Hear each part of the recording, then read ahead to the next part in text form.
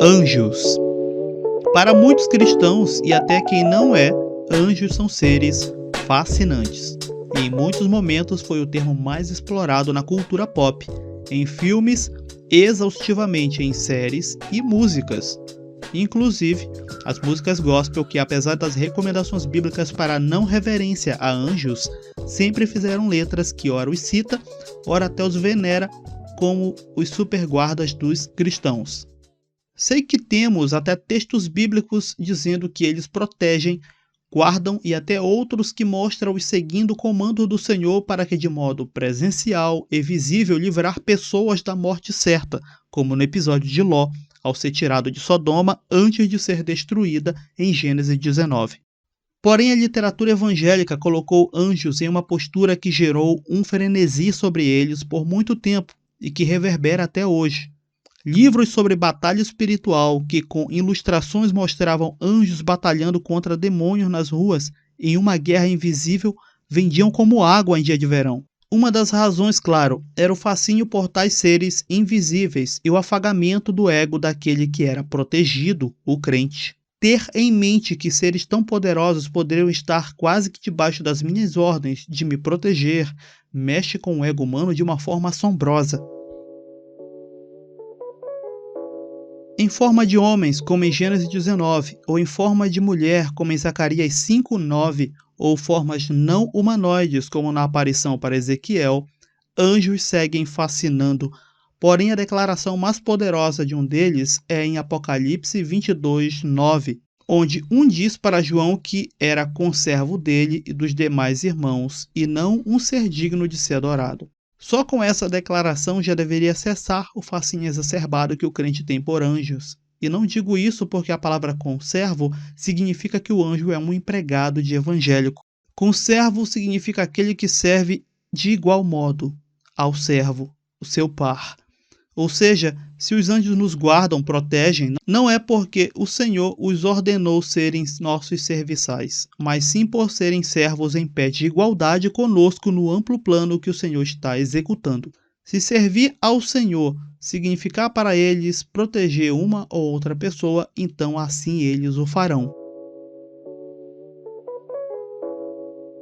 Já que estamos falando sobre definições, então qual poderíamos adotar para descrever o que é um anjo?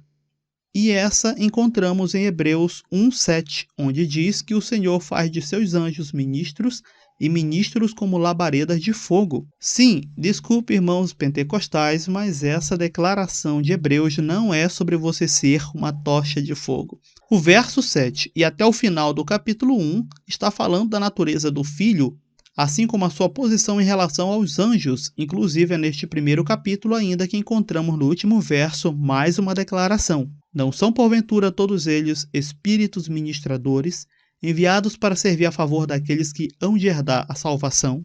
Hebreus capítulo 1, verso 14. Sei que ao lembrar desse verso, algum irmão angelicamente fascinado pode retrucar. Olha, não disse que os anjos nos servem? O Senhor mandou eles para fazerem o que nós ordenamos. E não, irmão, tente segurar esse ego explosivo, pois o verso mostra que eles são enviados para servir a favor e não para estar debaixo de nossas ordens. Ao guardar, proteger, eles o fazem por estarem obedecendo ao Senhor. Sei que muitas pessoas compram a ideia de anjo da guarda ao estilo protestante, onde o crente pode lhes dar ordens porque muitos pregadores usam de tais declarações, dando ordens a anjos no meio do culto, congresso, vigília, para que eles viessem até o local de culto, ficassem nas portas, cortando demônios com espadas ou supostamente enfiando a mão nos corpos das pessoas para executar curas, segundo a ordem do pregador. Só por essas coisas, tais homens deveriam ser evitados em novas pregações.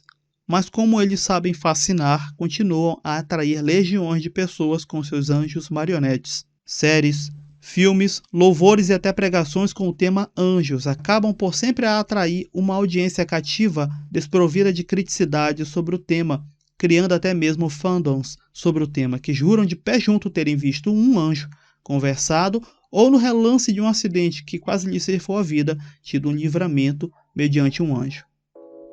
Cuidado com o fascínio por certos temas, irmão, pois você pode estar reverenciando já a sua versão da serpente de bronze, dividindo a glória que ao Senhor pertence.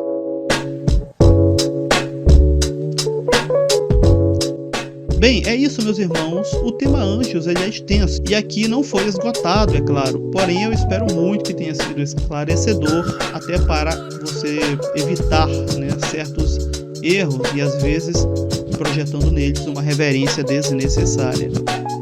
Até um próximo minicast aqui na Escola de Bereia. Graça e paz.